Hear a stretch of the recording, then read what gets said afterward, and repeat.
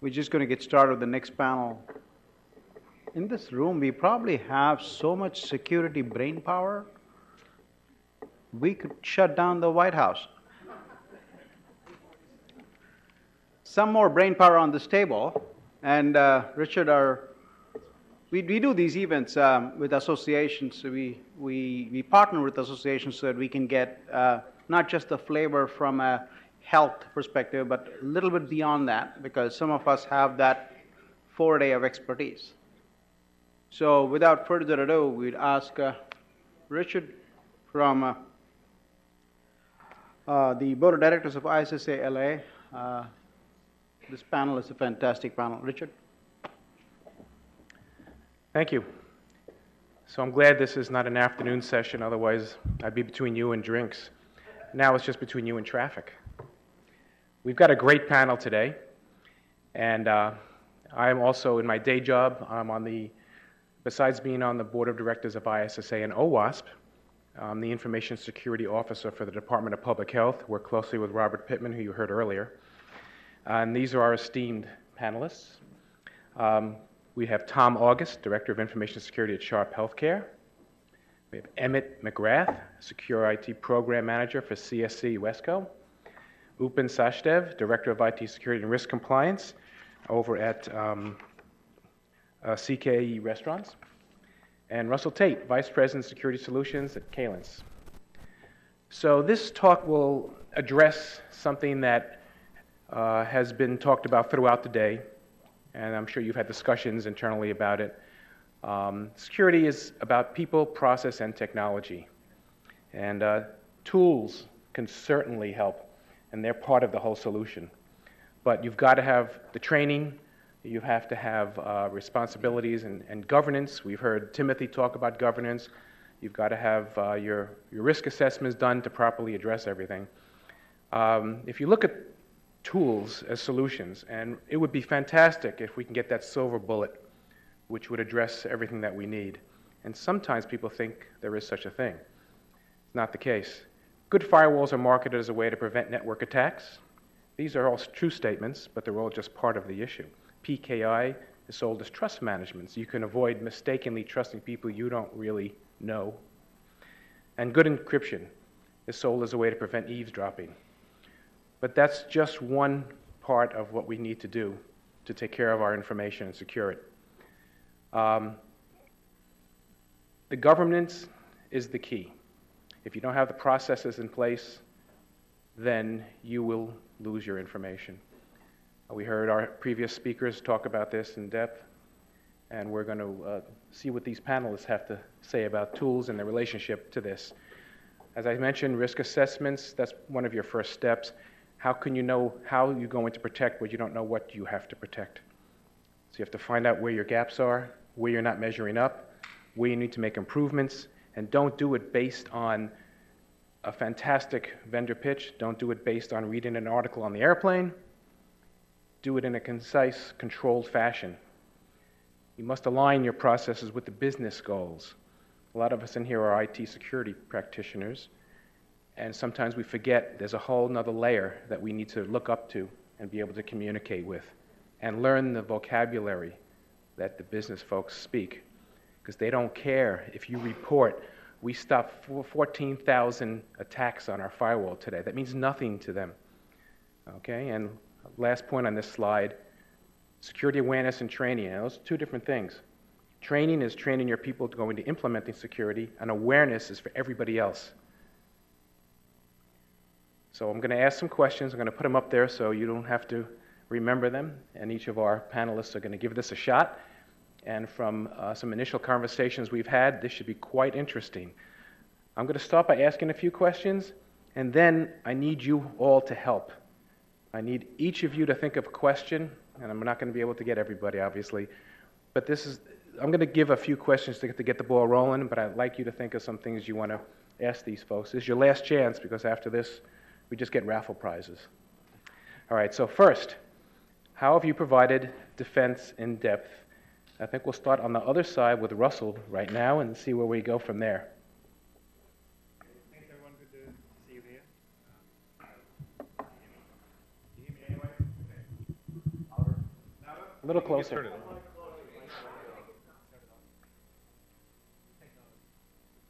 Training's important. There we go. We didn't do our risk assessment yet. We're done here. Governance. So how we provided defense in depth, I guess the key thing is obviously it's different with different clients. And part of the issue is doing the assessment, not only the appropriate technology, but the skills, the people you've got available, looking at all those processes, but keeping in mind that it's always a moving target. Regulations are changing, technology is changing as well. So the challenge we see mostly is that I think laws is changing more slowly, processes are getting more complicated, and technology is moving faster. So the big thing is to keep your finger on that pulse, understand what the changes are when you initially do your deployment of some sort of security technology, but understand that it's going to be changing over time. So that's our continuous, iterative approach to this sort of problem. Obviously, we talk about this for hours, but that's my short statement. Next is Upen. Right, thank you. So let me give a bit of perspective here. I'm not from the healthcare industry, but we are proud owners of Carl's Jr. and Hardee's.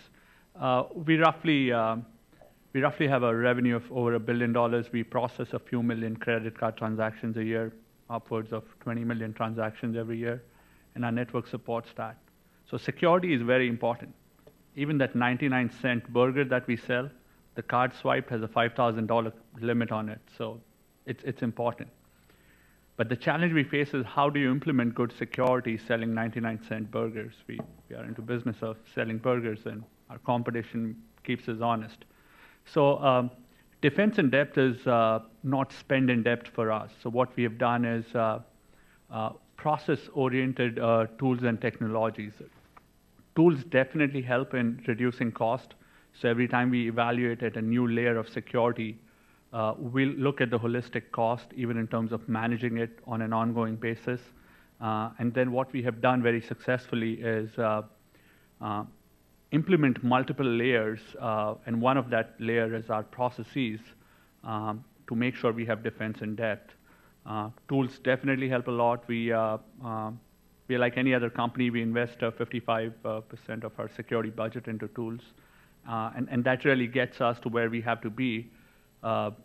But then ultimately, our defense in depth really relies on various layers of tools and a lot of monitoring, and then a lot of processes around it.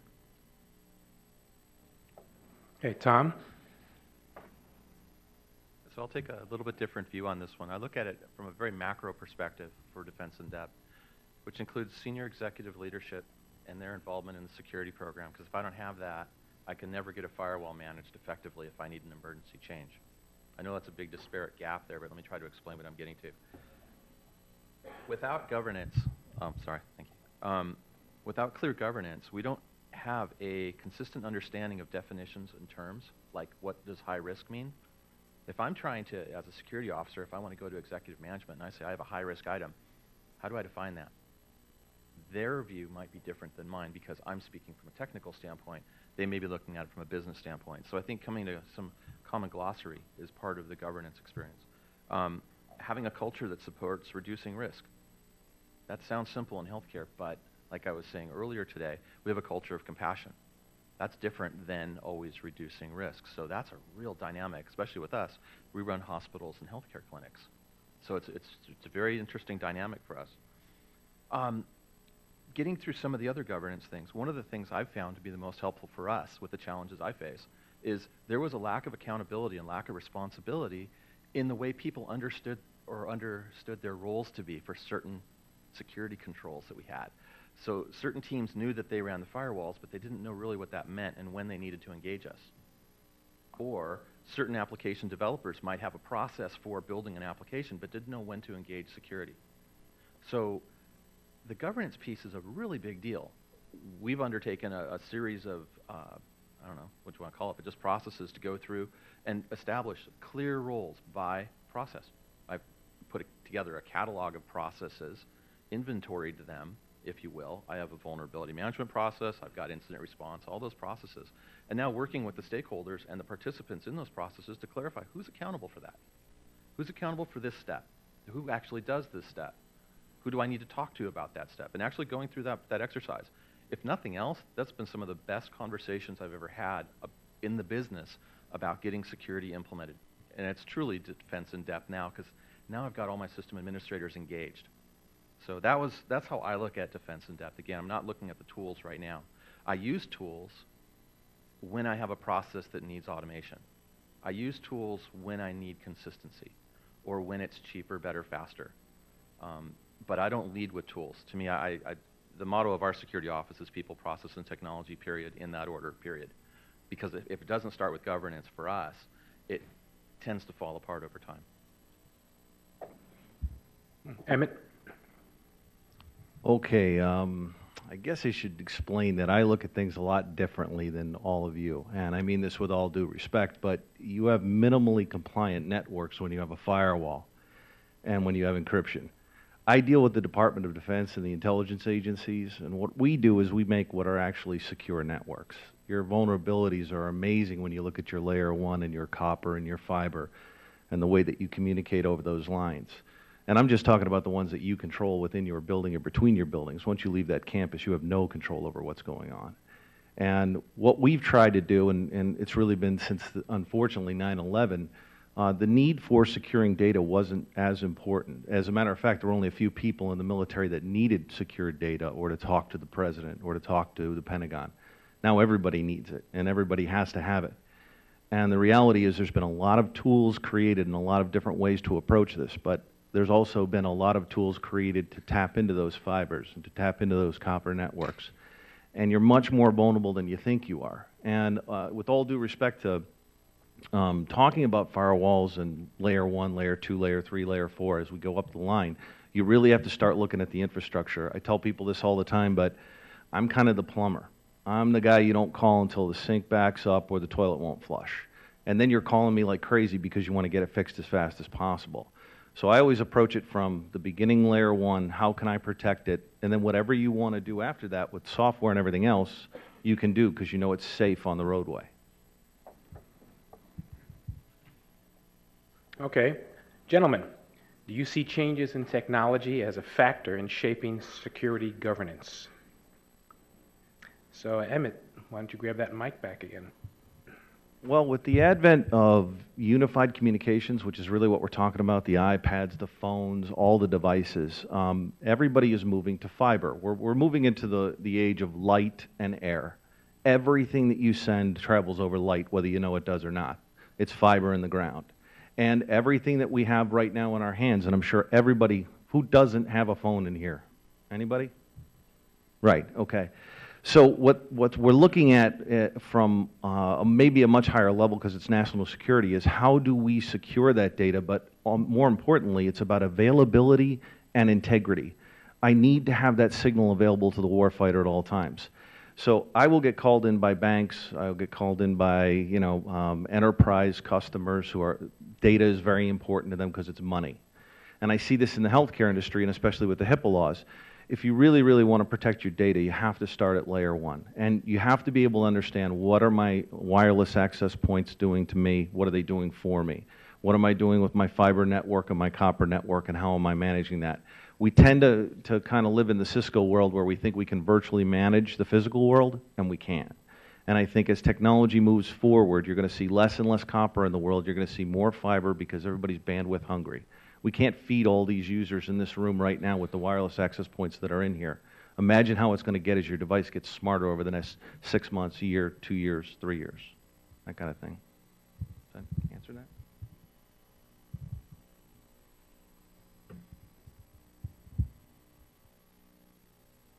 I see a lot of drivers between that kind of push a security program forward. I've got regulatory drivers. I have geopolitical drivers. I've got technology drivers. So I look at this, I look at cloud computing, I look at mobility. I mean, those are definitely technology drivers, but I have to take them in context. And I can't always say yes the way I'd like to, because, I mean, in healthcare, there are some really cool mobile technologies coming out. There are some really neat things coming out with cloud access. But there's also regulations that prevent me from using them right now. So how does it drive my security program, or how does it interrelate? I use it as an educational tool to bring up to executive management, to get sponsorship and to let them understand the risks. And then based on their appetite for that, hopefully, and my experience has been very positive, I can then take that as a mandate to then either have an initiative to secure something or turn it into a project where I can evaluate and put in better controls. I'm actually doing that with cloud computing right now. It's up at the highest level of our company because we saw a risk. When I say we, it's myself, our team, the legal team. We got together and wrote a pressy for the board. Here's the challenges. We've got executive management support to present it at that level, and it's now being addressed at that level. So I see it as a driver, but again, I got the same problem when I've got other drivers as well. So it's just, I think, the communication piece with management and then using that as a lever to then kick it off into specific initiatives that I can act on. I think Tom touched upon all the right points here. We see technology as the single biggest factor for driving change in our governance program. And I'll tell you how. Everyone wants to move to cloud. Everyone wants to bring their own cell phone, their own tablets. I see all this as one single change. People want to work conveniently out of Starbucks. That's all this is moving towards. People want to work from anywhere, and they want to do it in a convenient manner. No matter what their role is, how critical their role is, people want convenience. So we take technology as a single biggest factor for changes within our governance program. And we have a 2-point motto in terms of changes to our governance program. We predict what's coming next, and then we quickly adapt. Our theory over the last couple of years has been do not say no. Because when we start saying no, business units will find other ways of doing it. We're going to outsource it, or we're just going to use this web-based service to do it. It's still cloud. It's not a web-based service. So what we have done is we adapt. We ask them to provide their inputs, their requirements, and then we find the most secure solution.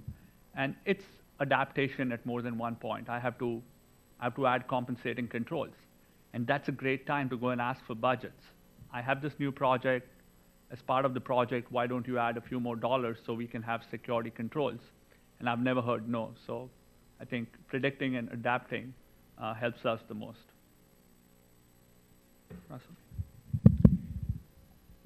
So yeah, obviously the technology is moving so fast. If you think about it, if anyone had a 5-year plan that they set up 5 years ago, it wouldn't have included the iPhones maybe, because iPhone's only been out for 5.5 years.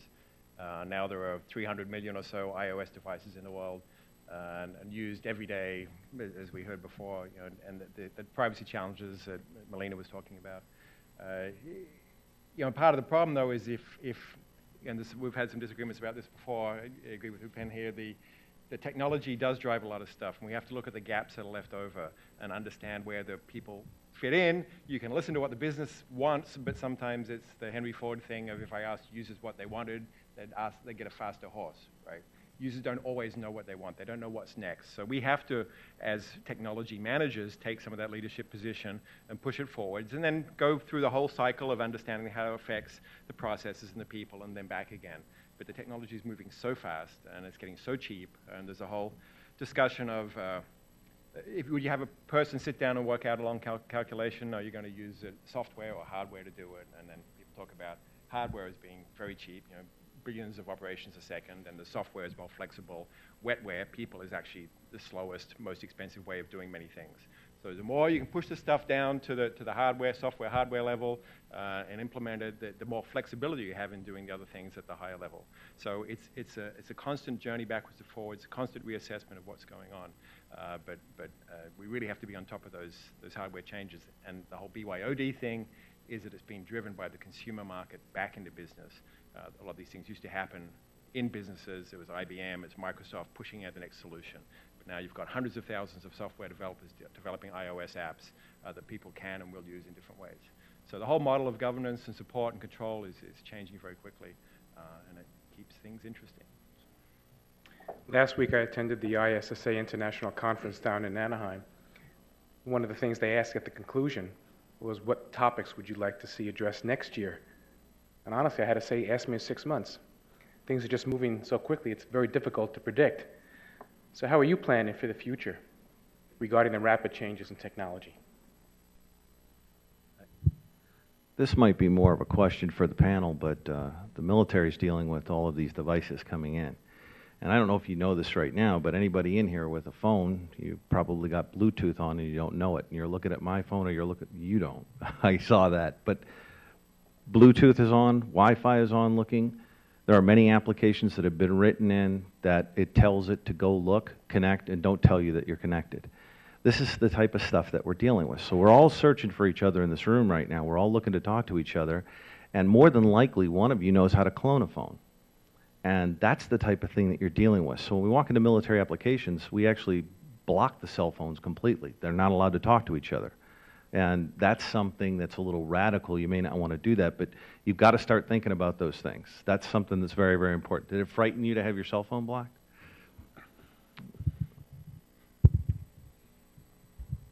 You're scaring me. I'm sorry.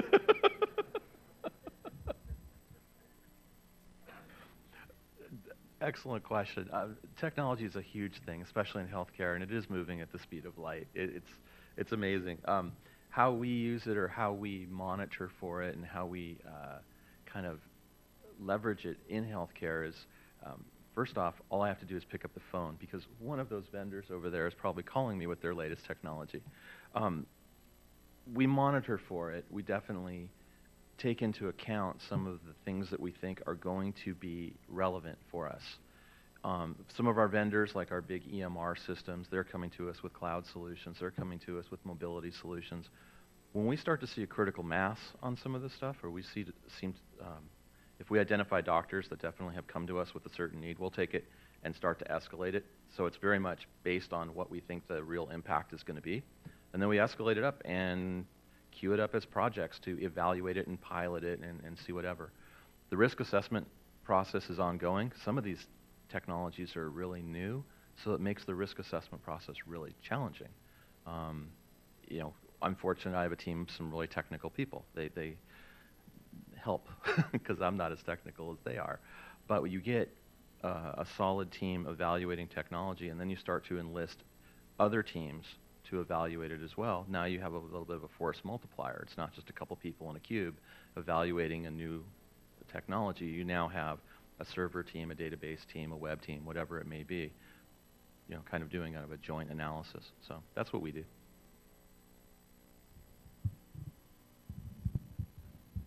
So our theory for planning for the future is very simple. We have a risk-based approach.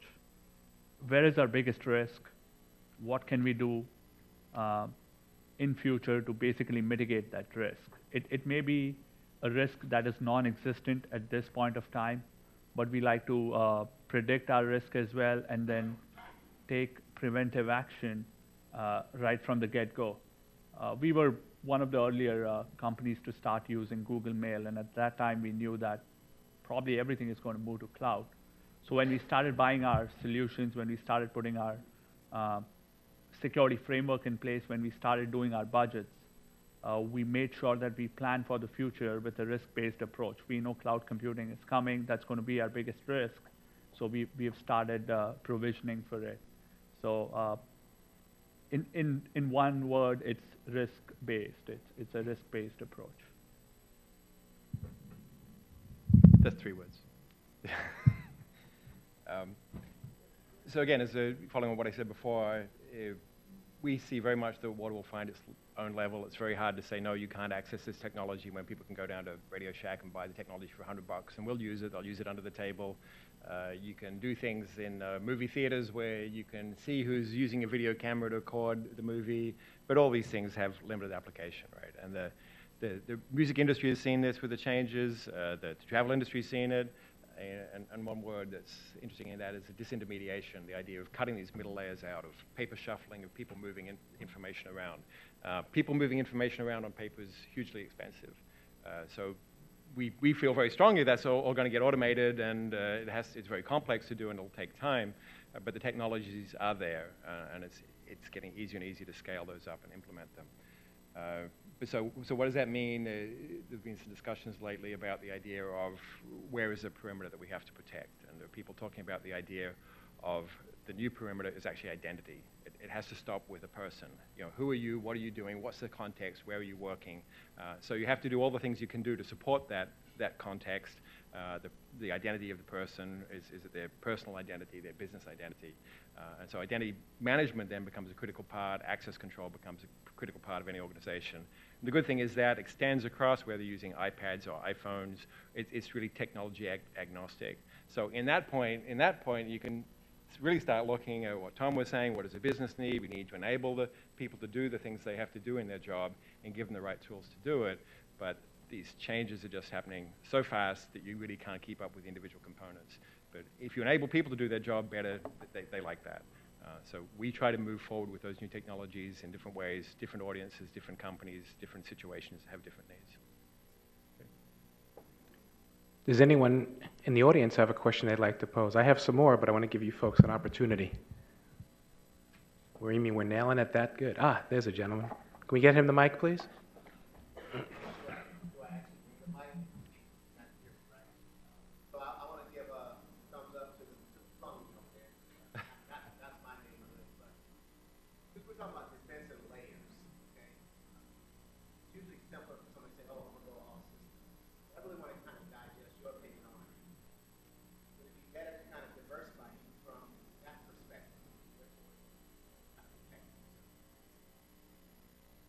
So let's let anybody grab that one. We'll be a little risque today.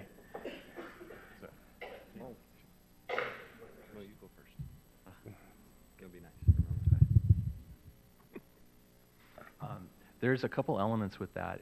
Theoretically, it's really cool if I had like 3 different types of firewalls, because theoretically the risks are different with each one.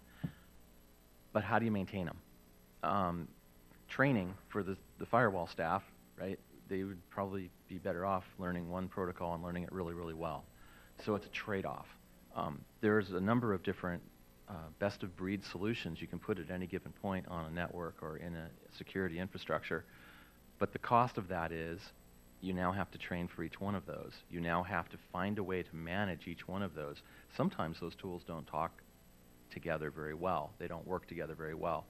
Like on a desktop, if I have one brand of antivirus and I have another brand of data loss prevention software and another brand of encryption software, sometimes they talk, sometimes they don't. Sometimes they conflict. Sometimes if I patch one, it breaks the other.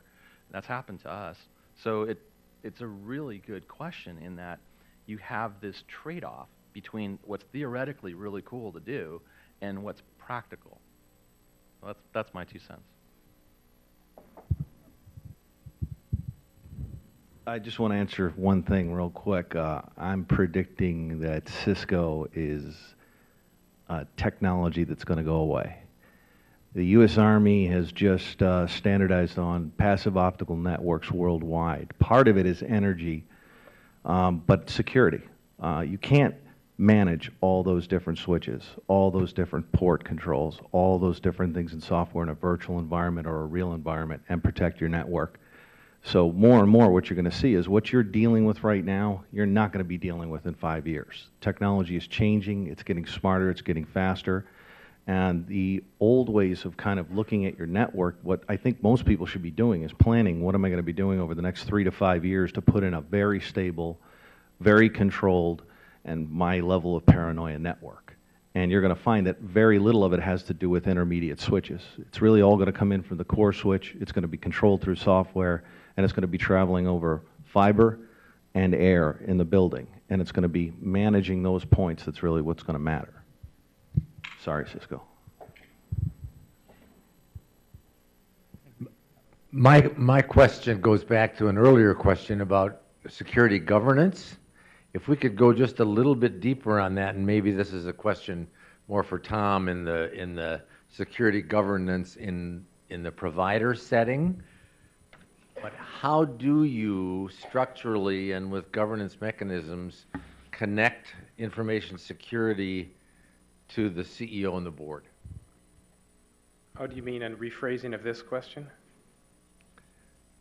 Will that work for you? You're timely, I must say. It's a little different. It's more, okay, security governance, what does that really mean? What structures are there, and how do you eventually get the attention of senior management and the board around information security? That is the million-dollar question, right? If I don't have a board that's interested to begin with, it's going to be a real tough challenge. I think with SOX, Sarbanes-Oxley, boards of directors have woken up to the fact that they're now accountable to risk. I think with some of the major things that have occurred, there's the names escape me, but not just the financial world, but some of the other industries as well. Boards are waking up to the fact that they own risk. So I'm seeing questions from the board, but they're very generic questions, and they'll usually trickle down to me. Here's a killer opportunity. I never like to waste a crisis. I mean, I love questions from the board because it's a chance to not only educate them, but hopefully entertain them so that they want to come back and ask more questions.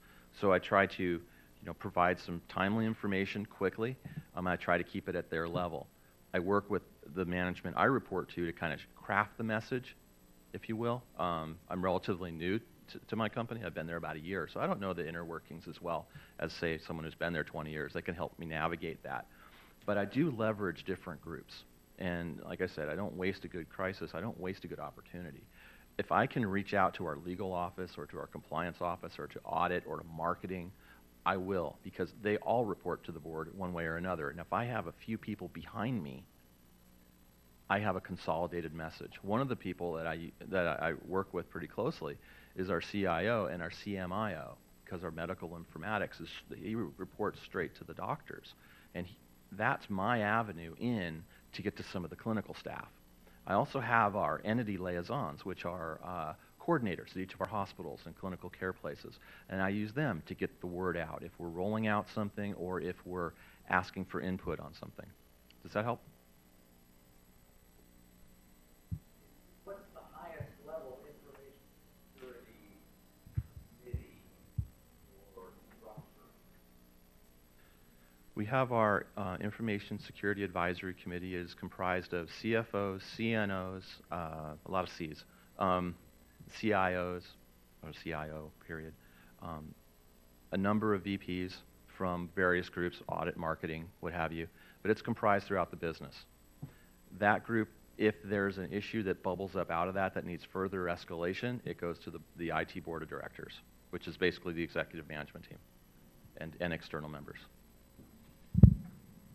So something that might actually answer your question indirectly, I have this study from Gartner here, which says that 36% of organizations have CIO or an IT director or basically someone in charge of IT looking after information security. And only 26% of organizations that Gartner surveyed actually had board looking into information security matters at all. So this is very interesting. But the good thing is this trend has changed in the last 3 years. Since 2008, this number has doubled. So twice the number of boards and CEOs are looking into information security now.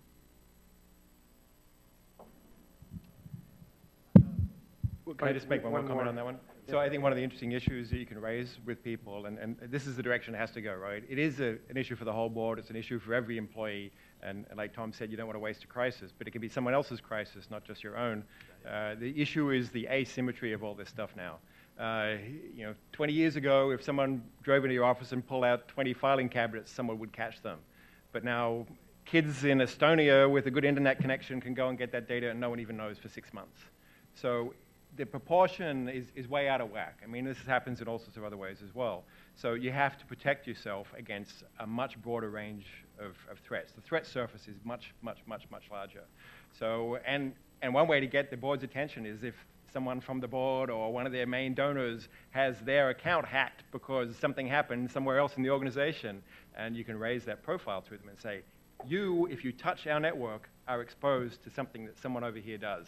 And it could be, again, even as Tim mentioned before, an iPhone app builder who operates out of his garage builds something that someone likes to access their calendar remotely that allows the whole network to be opened up and everything can be threatened. It's FUD, right? You've got to look at fear, uncertainty, and doubt as a driver of all this stuff. And I think that's only going to get worse. The scale is going up. It's not just about laws, because laws are way behind this. It has to be about other economic costs to the organization.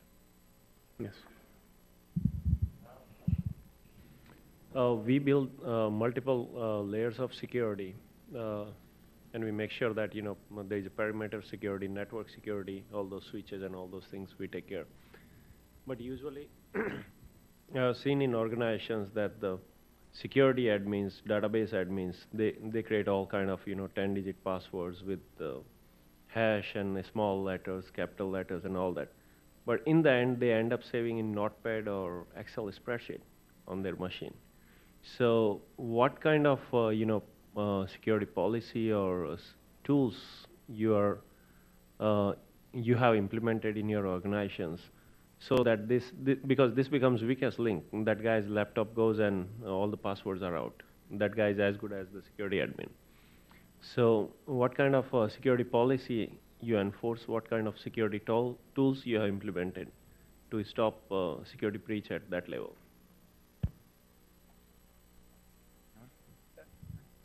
You really don't want to hear from me because I'm going to tell you that, in the military right now, the average age of the person is 21.4 years old.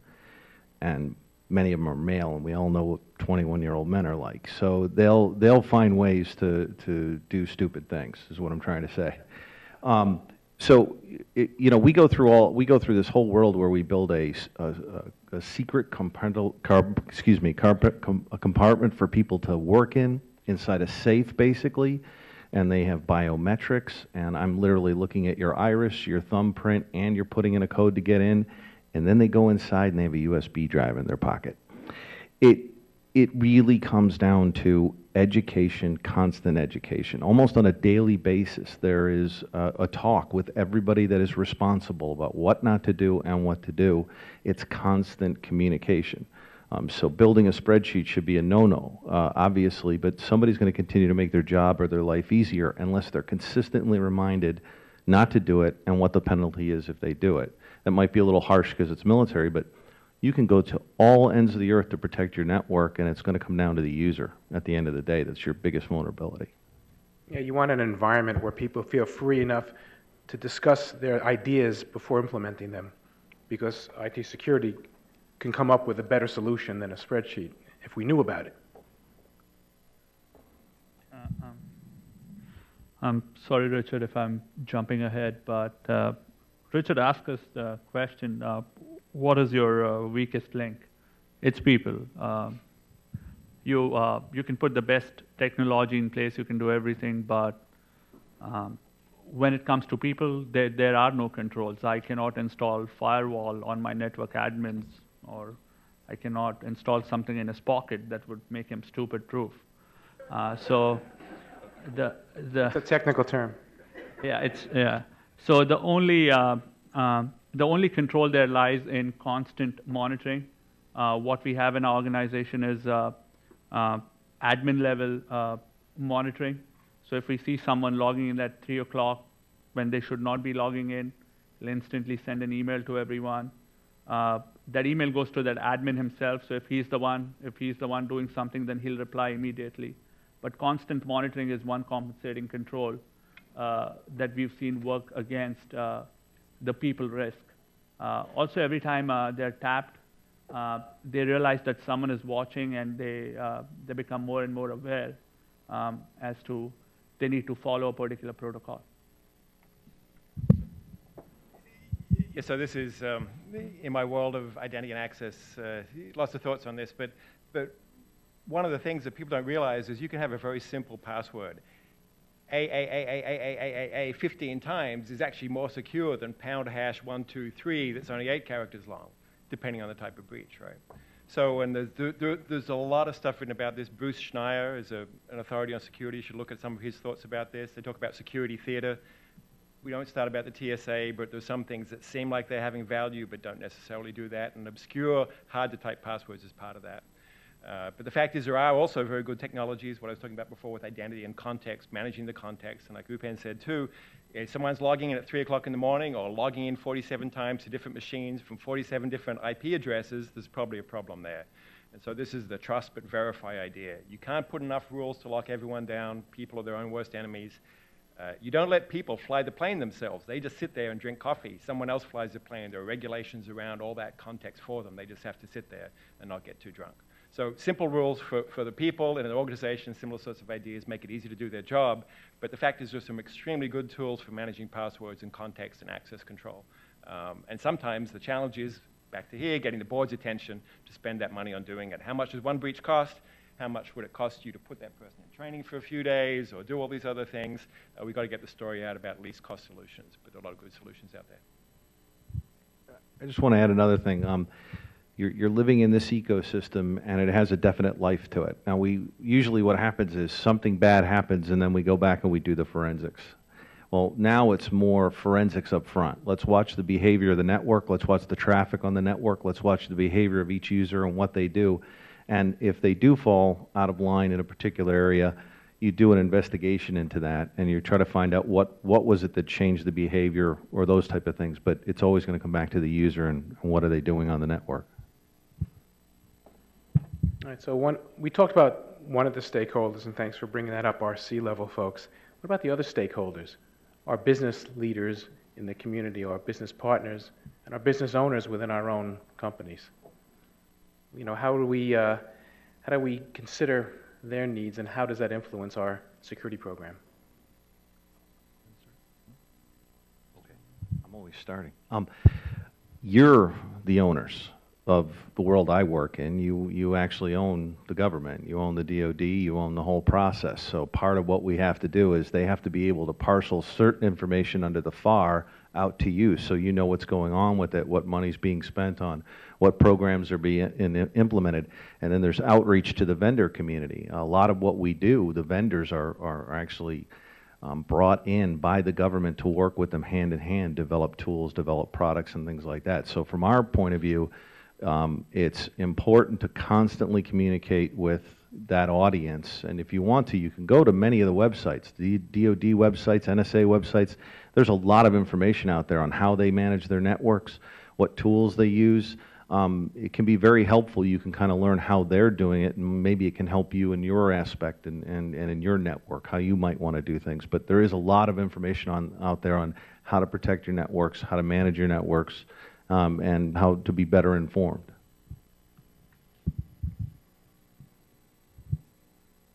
When I look at stakeholders, one of the first questions that I always ask is, who are my stakeholders? It's not just my users. I've got, in my case, patients, physicians, support staff, employees, volunteers, consultants, vendors, community people, third-party medical providers, regulators, auditors, senior executive management, and students. And that's just off the top of my head. So I have stakeholders that I have to serve in one capacity or another, and they all influence some aspect of my security program. That's kind of hard. There is a time when I listen and solicit feedback, and there's other time when we have to communicate what the policy is. The best thing I found is to sell a compelling why.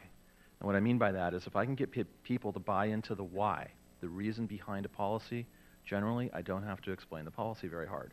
If they understand the why, if I can get them to make it personal, you know, which I try to do with our awareness programs, I try to make it very sticky and very personal. And that they get the why, the light bulb goes on. And when they do that, the what's in the hows follow pretty quickly. Then you can work with whether it's system administrators or whether it's executive management, whoever the stakeholder needs to be, to develop policies that matter and that are relevant and that they buy into. So hopefully that helps to give some insight. I'll answer this in a slightly different manner. We don't consider our stakeholders. We always consult our stakeholders before we come out with any security program. Let me give you an example. My stakeholders are my clients. They are my peers. They are my business units. We were rolling out a loyalty program, and there was this huge debate about controls that we had to put around it. We put a program in place around it, and we went back to our marketing saying, you know, this is the program we have in place. This is what it's going to cost. We want your input on it. The response was, drop the program. I don't want to do this anymore. Or I don't want to collect half the information that I was asking for in the first place. I don't need to know who they are. Probably I don't even need their email address. I don't need anything at all. I can have the same effect or near to the same effect of the program by collecting a lot less information, which is a lot less risk for you and your group. So rather than just considering our stakeholders and considering what can be the outcome of what they're trying to do, we always try to consult our stakeholders and then also allow them to have a say in our security programs, and it always does wonders.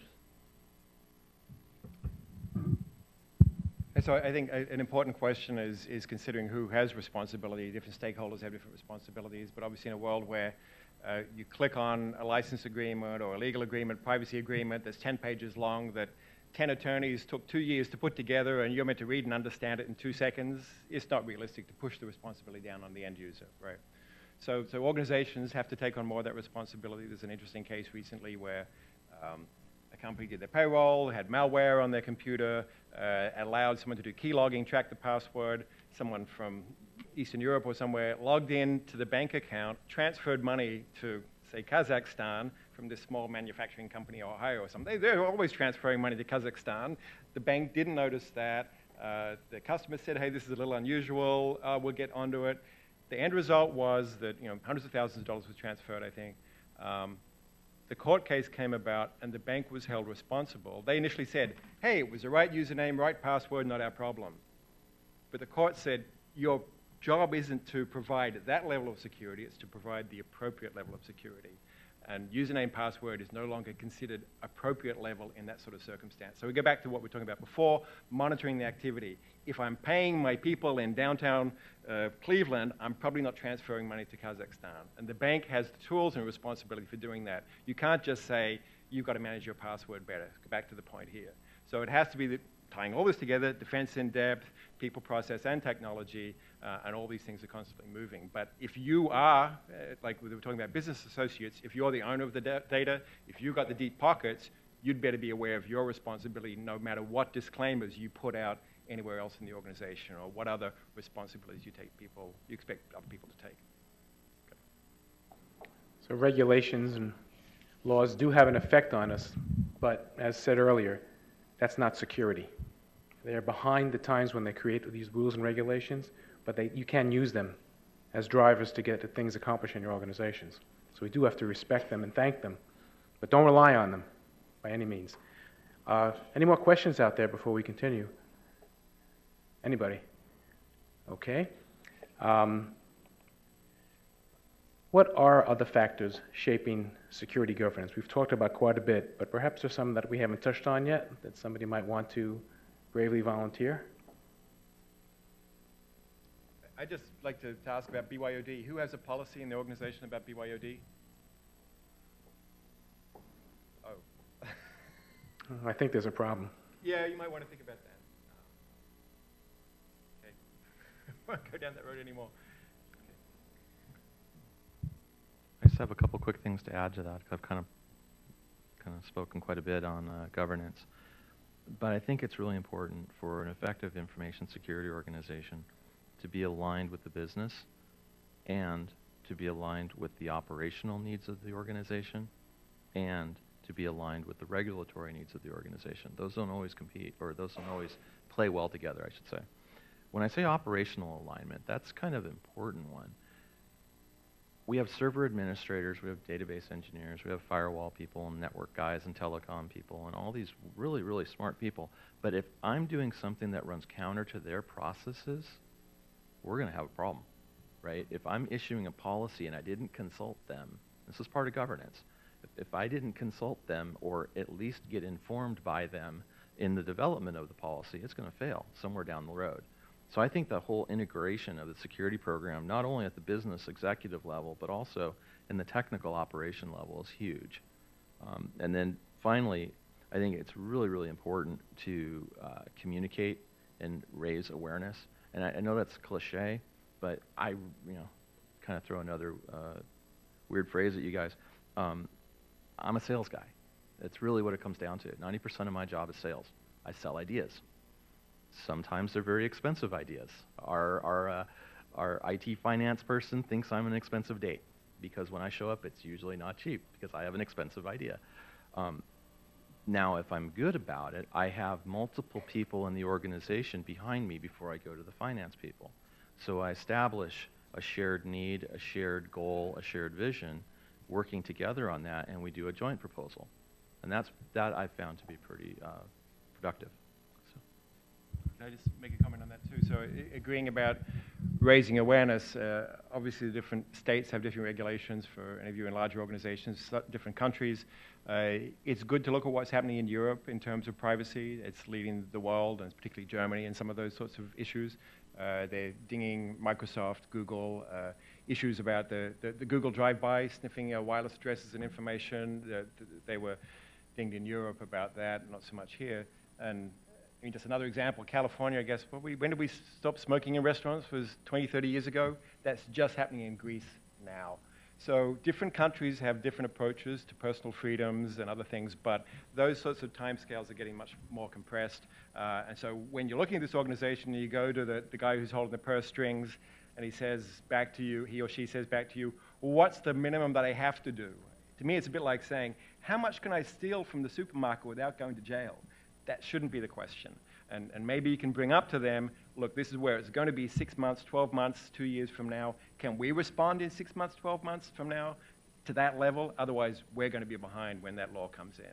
So it's a constantly moving target, and they say there are other countries, other organizations, other states that are leading the way in this stuff sometimes. You said BYOD policy. I was curious. If you don't have a BYOD policy, are you just denying all unknown MAC addresses? Or allowing. Or allowing? So everybody know what the Predator drone is, right? That's flying over in Afghanistan right now. Well, all the pilots, they kind of reside here in California and in Nevada, and they fly those drones over there, and they're all young pilots. And I could share this story because I'm not identifying anybody. But what happened was the older group of guys decided to go home and have dinner and leave the younger group of guys behind. And a new game came out, and they decided they wanted to play this game, and they had this really fast network to work with. If you think about it, it's a super fast network. So they went down to Best Buy and got some wireless routers, hard plugged them into the network, and for a week, they sat there just playing this game in this wide open network, one of the most important networks in the world, just wide open to the whole world. And anybody who came along could have pinged the network, because all they had on there was web encryption, and let me tell you, that's nothing. This wasn't malicious. This was going back to stupid. Sorry to use that word, but that's what people do. So if you don't have a BYOD policy, I would suggest you get one. And I think that just highlights the point we made before about the asymmetry of all this stuff. It doesn't take a James Bond type gang of nasty people in a volcano somewhere to hack into these networks if someone buys something at Best Buy and plugs it in. Yeah, and my only comment to that is BYOD is really important. And when you start making that policy, make sure it's an adaptive policy. When we started with BYOD, we gave users option. You can still use, any device you want. None of them wanted BlackBerries anymore. When we started giving users that option that they could bring in tablets, trust me, Amazon got a lot of business from our company that day, and almost all of them went and bought tablets. So make it very adaptive, and try to include as much as you can in terms of allowing devices within your network. They'll allow you to control it even better, because then you know what's coming into your network, and you will be able to have compensating controls around it. So just one other thing back to your question too. The good thing is a lot of the C people will have tablets and iPhones, and they want to use it. So FUD to them say, hey, you have a nice iPad you got there. What if someone was looking at your kid's soccer game and got into the financials? Would that be a bad thing? So, gee, maybe we need to have a policy that applies to everyone who's using less important information, right? So again, like Tom said, we've got to have the top level support to drive all this stuff. Clearly, from what you're hearing and what you're thinking, culture and understanding it where you work is key to a lot of these things. Otherwise, you'll be banging your head and it won't be pretty. You have to understand every company has a different way of doing things. Every company has a different way of working. Some have an open way of working. You think of universities, right? Everyone expects everything open, and they get upset. Doctors can be very demanding. They want to be able to play with their latest toys. So you have to consider this before you do anything. And you got to learn your culture, and you got to learn your C folks, because they have their culture as well. We have time for one more question, if anyone has one. Okay. Oh,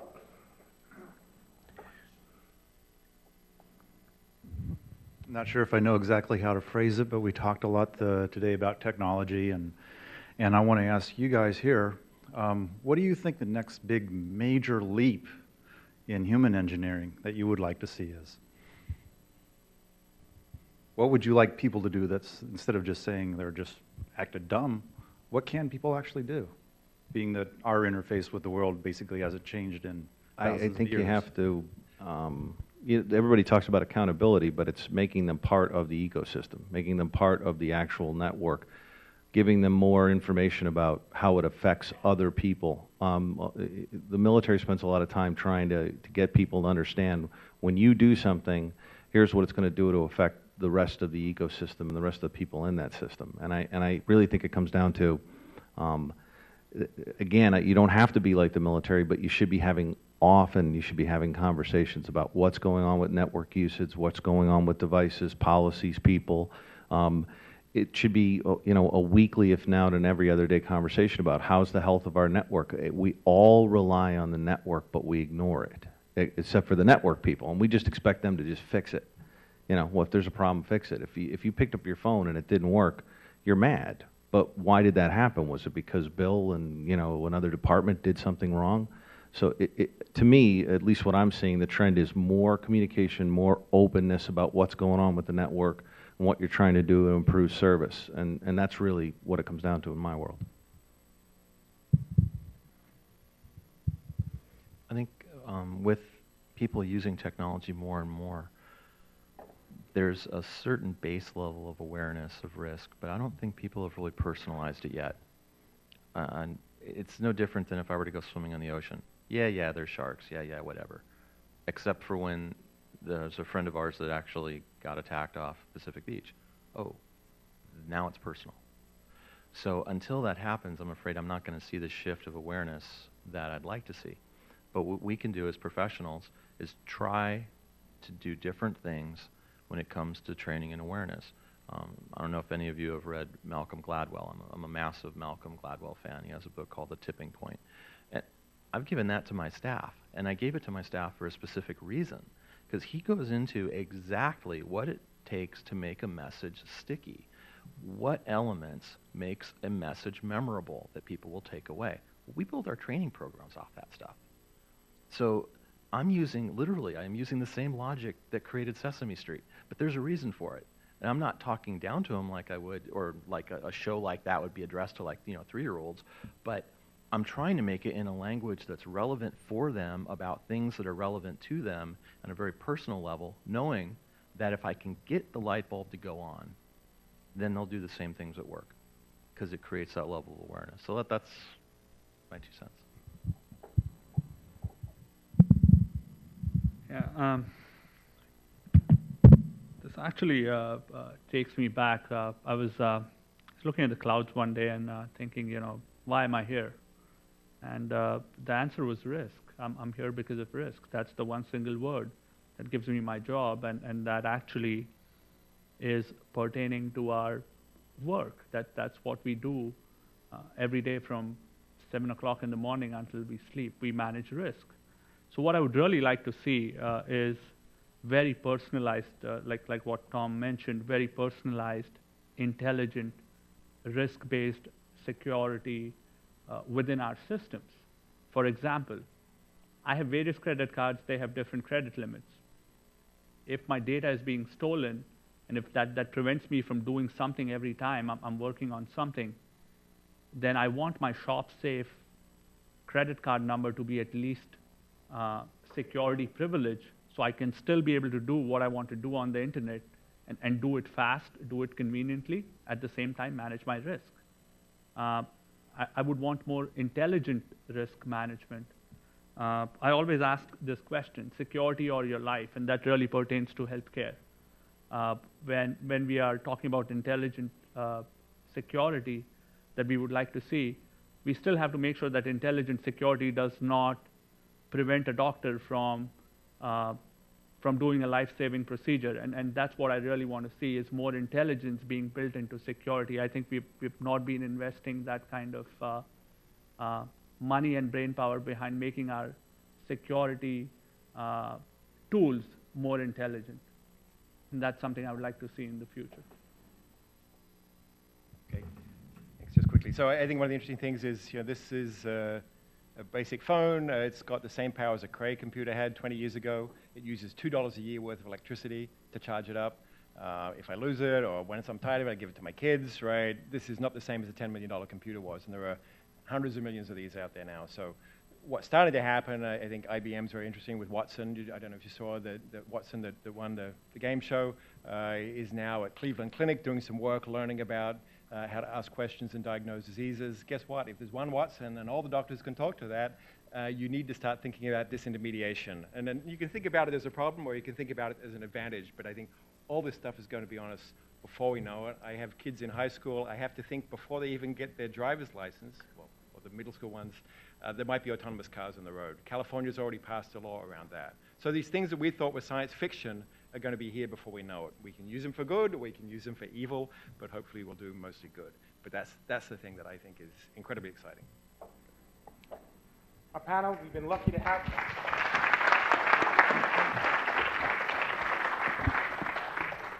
And while you're clapping, James, Sri, and the rest of the team that put this together, you guys did a great job.